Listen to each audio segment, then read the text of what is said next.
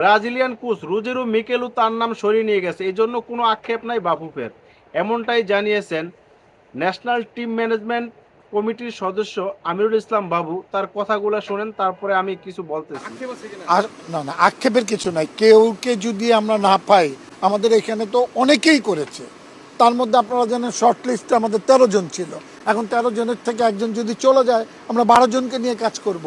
শুনলেন তো, রোজেরো মিকেলু তার নাম সরিয়ে নিয়ে গেছে, এই জন্য কোনো তাদের আক্ষেপ নেই, মানে এটা তাদের কাছে মামুলি ব্যাপার। কি ইজিলি বলে দিল।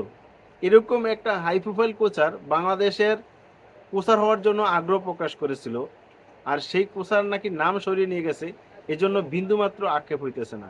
সেই কথাটা কিভাবে বলল যে আমাদের কোনো আক্ষেপ নেই?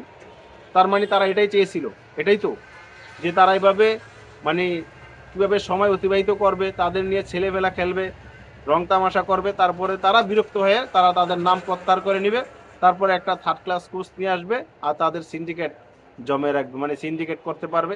এই জন্য তারা এরকম নাটক করছে, নাটকের পরে নাটক। তারা দেখেন কয়টা টাইম দিয়েছে, মানে প্রথম একদিন বললো যে আগামী 3 দিনের মধ্যে একদম আমরা ফাইনাল দিয়ে দেবো, একবারে কোচার নাম পেয়ে যাবেন। বাফুফের সভাপতি সেও বললো একই কথা, যে রোববারের মতো ফাইনাল কোচ আপনারা পেয়ে যাবেন। ফুটবল ন্যাশনাল টিমের একটা কোচ নিয়োগ করবে, সেখানে এত হাই প্রোফাইল কোচাররা সিভি জমা দিছে, তাদের মধ্যে তারা অনেক সিন্ডিকেট করে 13 জনের সদস্যের নাম রাখছে আর কি।